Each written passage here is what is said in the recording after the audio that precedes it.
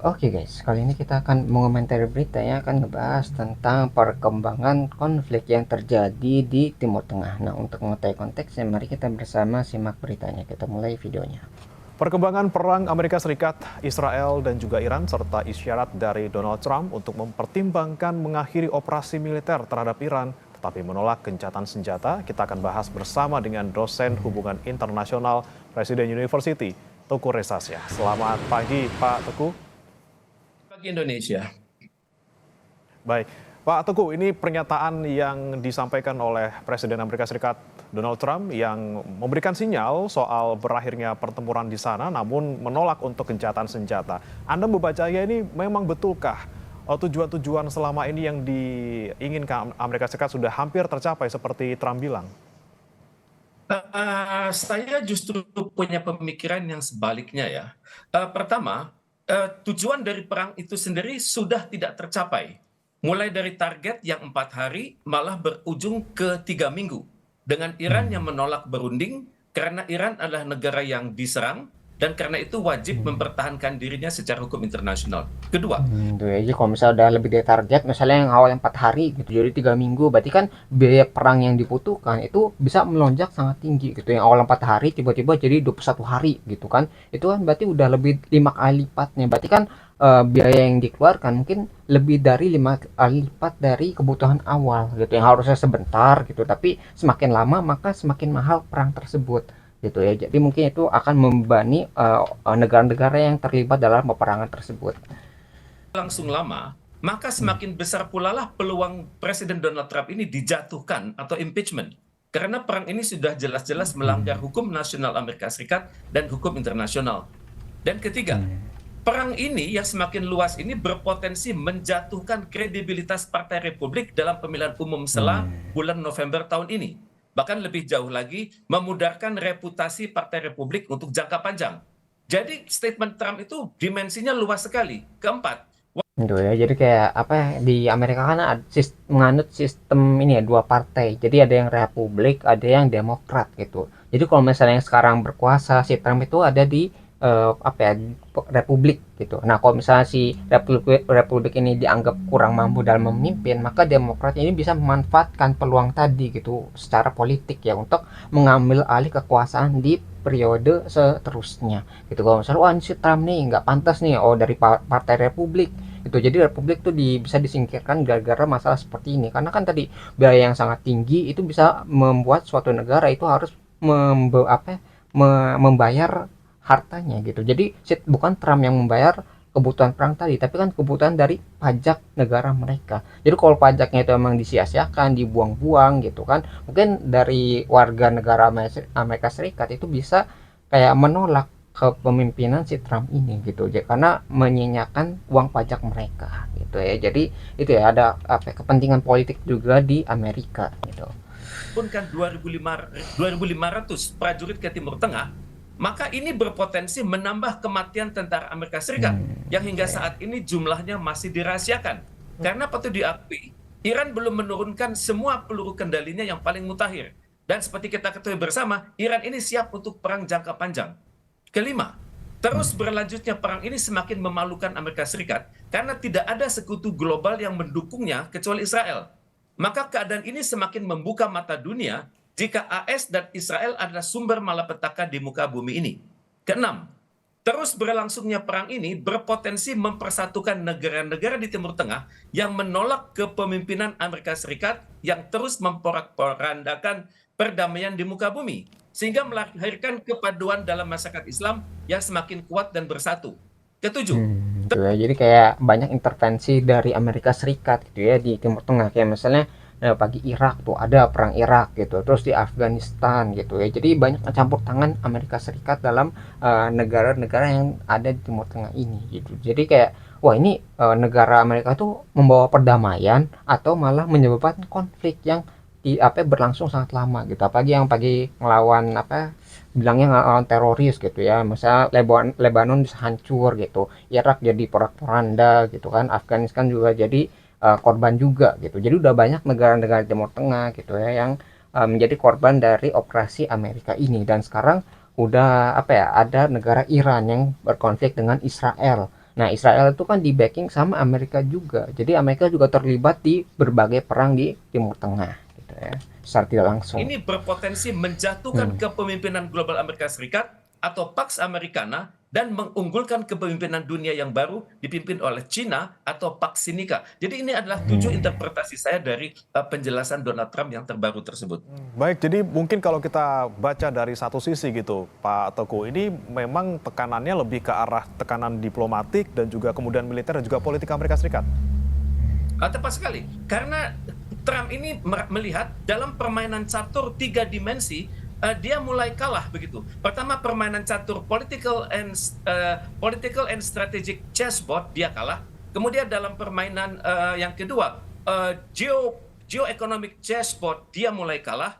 Dan yang ketiga dalam geo-socio-cultural chessboard dia mulai kalah. Maka dia malah melihat potensi Pax Americana Serikat itu jatuh dan Pax Sinica itu naik. Ini adalah kekhawatiran yang sudah sebenarnya yang dinyatakan oleh tokoh dunia namanya Samuel Huntington dalam naskahnya yang berjudul The Clash of Civilization tahun 1986 silam. Baik, nah ini berarti kalau Anda baca gitu Pak Teguh, apakah ini tanda-tanda memang Amerika Serikat sudah capek, udah lelah, udah kemudian kehabisan dalam tanda kutip dayanya untuk bisa terus meneruskan perang ini, tentunya tadi dengan konsekuensi yang luar biasa di bidang politik dan juga diplomatik. Tepat sekali. Jadi Trump ini sekarang sedang memikirkan sebuah exit strategy ya. Karena operasi yang dinamakannya Operation Epic Fury ini sudah nggak bisa lanjut lagi. Dia sudah kalah. Maka untuk itu Trump sedang memikirkan suatu cara untuk menang tapi tidak memalukan, untuk menang tapi tidak, gimana ya, agak sulit. Dia bermain di tengah-tengah, terkesan dia menang tapi sebenarnya dia kalah. Dan yang saya dalam benak saya sekarang yang ada ini adalah kemungkinan besar Amerika Serikat sedang merancang suatu negosiasi rahasia dengan Iran. Ini sudah ada contohnya. Tahun 1986 lalu itu ada sebuah contoh namanya Iran Contra Affair, di mana dilakukan oleh seorang tokoh Amerika Serikat yang bernama saat itu adalah Letnan Kolonel Oliver North. Dan dunia sebenarnya tidak tahu ada perjanjian ini, tapi akhirnya ketahuan karena terbongkar oleh media massa Amerika Serikat ini. Maka lewat perjanjian rahasia yang baru ini, yang 40 tahun kemudian, maka saya perkirakan negosiasi rahasia ini akan menyelamatkan nama baik Donald Trump, tapi mengkambing hitamkan tokoh-tokoh lainnya yang ada di Gedung Putih. Dan untuk itu perjanjian rahasia ini kemungkinan besar nanti ujungnya adalah Amerika Serikat akan menyatakan dirinya sebagai pemenang perang, namun mengizinkan Iran melanjutkan perjanjian Joint Comprehensive Plan of Action yang dibatalkan oleh Presiden Donald Trump tahun 2018 silam. Di mana dalam Gitu ya. Jadi mungkin ini kayak apa ya, konflik atau enggak perang yang terjadi di Vietnam gitu ya. Jadi kayak di Vietnam tuh seolah-olah Amerika tuh menang gitu melalui film Rambo gitu ya. Rambo tuh kayak film, sebutnya kayak film yang mengaruhi, digambarkan Amerika tuh memiliki kekuatannya yang lebih melalui Rambo tadi gitu. Padahal kenyataannya itu Amerika kan kalah gitu. Karena kan taktik perang di Vietnam itu dia menggunakan terowong bawah tanah gitu. Jadi ketika dibom sekalipun itu para penduduknya, para militannya itu mereka bisa bertahan dari serangan bom-bom mereka. Jadi Amerika tuh bahkan menggunakan senjata yang melanggar apa ya, hukum internasional juga. Jadi menggunakan zat kimia iya gitu ya untuk memusnahkan hutan-hutan yang ada di Vietnam gitu. Karena kan Vietcong ini banyak beroperasi gak di kota, tapi dia di hutan-hutan belantara itu gitu ya. Jadi mereka tuh mencari pengamanan saja. Jadi hutan itu dibakar, dikasih zat kimia dan dibom apa ya, bom merata lah pokoknya si hutan itu supaya tidak ada perlindungan dari apa ya, tentara Vietcong itu. Tapi dalam kenyataannya karena ya dibom menggunakan tadi ya, ada yang dibakar, ada yang dihancurkan dengan bom, ada yang dengan bahan kimia dan sebagainya. Itu kan membutuhkan biaya yang sangat tinggi dan nggak cuma persenjataan saja yang di apa ya, dikeluarkan gitu. Biayanya sangat tinggi ya. Itu juga tentara-tentara mereka gitu ya dari Amerika Serikat juga banyak yang meninggal atau tewas di sana gara-gara ya tadi taktik perang yang berbeda dengan gerilya dalam hutan itu berbeda dengan Amerika mungkin ya cara perangnya. Nah sehingga ya banyak kerugian di sana sehingga ya Amerika tuh sebenarnya kalah tapi melalui melalui film Rambo digambarkan Amerika tuh memiliki kemenangan yang berbeda jauh gitu ya dengan negara Vietnam. Ini, maka peranan China dan Rusia dengan sepengetahuan Amerika Serikat akan memungkinkan Iran membuktikan tekadnya untuk memiliki nuklir untuk tujuan damai. Dan pada saat yang sama nanti klausulnya akan mengatakan Iran yang memiliki energi nuklir untuk tujuan damai itu akan bekerja sama sepenuhnya dengan International Atomic Energy Agency dan terbuka untuk inspeksi mendadak setiap saat. Dan ini saya pikir adalah butir-butir yang dapat disepakati oleh Iran dan Amerika Serikat. Jadi di balik ini semua sebenarnya kalau memang tadi perjanjian di balik ini, di balik layar ini kemudian benar-benar terjadi, ya sebenarnya yang menang Iran dong ya, karena akhirnya mereka tidak diganggu lagi mungkin soal nuklirnya. Tepat sekali. Bagaimanapun juga Iran ini sudah siap untuk perang jangka panjang ya. Stok peluru kendali dia, stok balistik misal dia itu tergunakan setiap hari, tapi juga diproduksi setiap hari.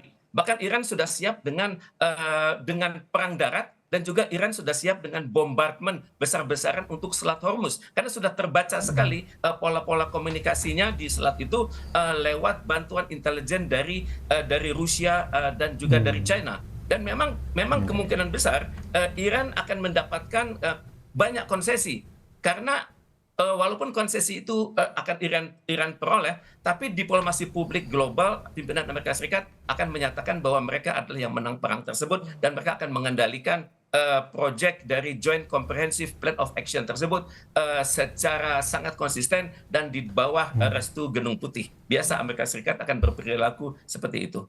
Tapi yang kemudian kita cermati juga Pak Teguh, selain pernyataan Donald Trump untuk tadi mempertimbangkan untuk menghentikan operasi militer, tapi juga di sisi lain masih ada pengiriman pasukan dan juga masih ada serangan terakhir di beberapa waktu lalu. Nah, apakah ini kemudian memang ketidakkonsistenan Amerika Serikat atau mereka lagi bingung aja sebenarnya bagaimana exit strateginya? Kita akan bahas Pak Teguh usai jeda berikut, tetap bersama kami. Jadi kayak sebenarnya perang itu kayak di Amerika sedang ini ya kewalahan juga. Jadi perang yang ada di Timur Tengah gitu ya, konflik yang di sana itu nggak cuma satu-satunya konflik yang dihadapi sekutu Amerika ini. Jadi kan melalui Israel itu tuh si Amerika ya itu mereka mengendalikan region yang ada di Timur Tengah. Sedangkan nggak cuma di Timur Tengah kan si Amerika ini terlibat, tapi ada di Eropa juga, ada yang mungkin di Asia juga gitu. Kalau di Eropa dia itu melalui Ukraina itu perang melawan Putin atau si Rusia gitu. Sedangkan kalau di Asia itu dia melawan Cina gitu ya, Laut Cina Selatan gitu ya, khususnya kayak Taiwan gitu. Karena Taiwan itu kan di backing sama Amerika gitu. Ketika si Cina itu mengambil alih Laut Cina Selatan ataupun pengen mengambil alih Taiwan gitu ya, Amerika pasti akan terlibat di sana. Jadi nggak cuma satu front saja yang dilawan ini, yang dunia internasional itu. Jadi Iran di Timur Tengah, Eropa itu melawan Rusia, dan di Asia ada Cina gitu. Jadi kalau misalnya Amerika itu terlalu fokus di satu tempat ya, berarti tempat lainnya mungkin bisa terbengkalai.